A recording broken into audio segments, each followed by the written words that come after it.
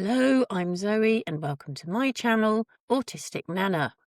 If you're wondering if you could be autistic, I'm going to go through some things that I recognised when I started researching it and some things in general that can be across the diagnostic material that everybody uses when they're diagnosing you. I'm going to list some things that might help you to work it out for yourself. If you're on this journey, maybe people have called you weird. Maybe you've felt like you didn't fit in. If these feelings and statements have been with you for your whole life, then, it might be worth looking into. I realise that in the modern day, it's not great being autistic or being diagnosed as autistic. There's a lot of negativity out there, but there's no single sign that proves autism. Instead, there's patterns, traits, groups of behaviours in specific places, such as social communication, sensory processing, even the way you think.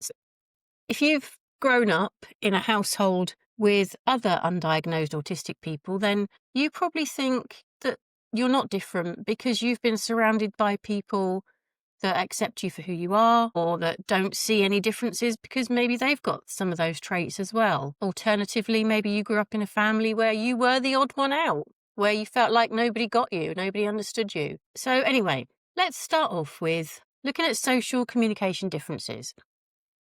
If you're a person that will go to a social event, a party or whatever, maybe just to the cinema, I don't know. If you go out and you have to mix with people and then you feel anxious, or you come home and you feel totally drained, totally exhausted just by being out surrounded by people, then mark that down as one trait. If you are the type of person that needs extra time to think before you respond in a conversation, then maybe mark that down as a trait. If you try to avoid small talk at all costs and you want to have a deep, meaningful conversation, maybe about a specific topic, then maybe mark that down as a trait. If you feel like you can't always tell if someone's being sarcastic, or you don't know what their tone means, or if you're like me and you don't look at the person, so you don't actually appreciate the fact that there's actually a thing called body language, maybe mark that down as a trait. If you have a flat tone to your voice, a monotone speaking style, alternatively, if you have an intense communication style,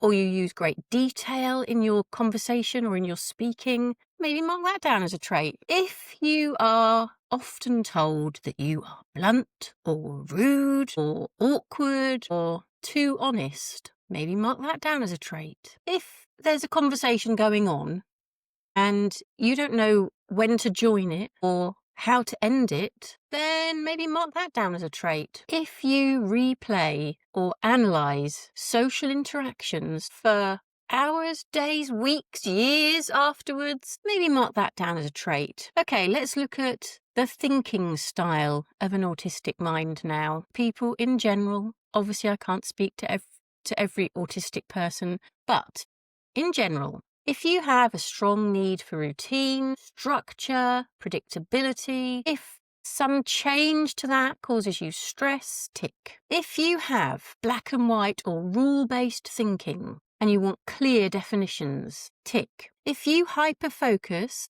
on special interests, sometimes to the exclusion of other things, sometimes to the exclusion of eating and drinking, or knowing when it's bedtime, tick. If you have excellent attention to detail and you notice patterns or inconsistencies that others miss, tick. I know my husband hates watching TV programmes with me because I notice things that he doesn't, that sometimes ruin the plot. But anyway, okay, if you have difficulty switching tasks or shifting attention from one thing to another once you have been focused on something, tick. If you have a strong sense of justice or fairness, or you have discomfort with hypocrisy or someone being treated unfairly, tick. Okay, let's look at sensory processing. This varies drastically. You can have an oversensitivity to things such as light, noise, touch, smells, textures. Or you can have an undersensitivity to light, noise, touch, smells, textures. You might find certain fabrics or textures of clothing absolutely intolerable. You might find certain textures of food intolerable. You might be easily startled or overwhelmed by sensory input. What about crowds or bright lights? You might have a sensory seeking, comforting habit like rocking or swaying or rubbing fabrics or fiddling with objects, humming. I like to rub my nails against my skin or rub my hair on my head. If you need comfort in that way, maybe tick. Okay, let's look at emotional regulation and empathy. This is where there's been a lot of misunderstandings about autistic people. If you feel emotions very intensely, but you struggle to express them, tick. If you get overwhelmed and suffer meltdowns or shutdowns, even if you try and hide this from others and keep it to yourself, tick. If you have difficulty identifying or describing your feelings, tick. If you have strong, empathetic distress for others' pain, but you have trouble expressing it socially or in a normal, accepted way, then tick. Okay, let's have a look at masking and coping. So, if you feel like you're a different person in different situations, that can be an indication that you are adapting your behaviour, your persona, in order to fit in. Maybe you mimic somebody's speech pattern, their tone, or just use expressions that you've heard. Tick. If you have different versions of yourself when you're at work, when you're at home, tick. If you feel exhausted or burnt out from the physical effort of being social, tick.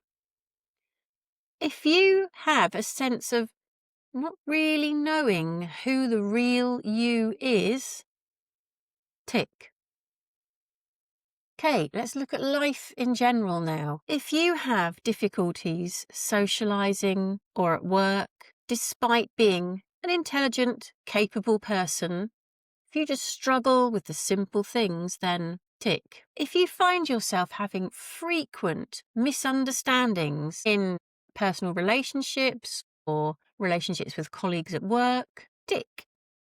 If you have a history of being labelled shy, anxious, introverted, weird, odd, tick. There's some common misdiagnoses.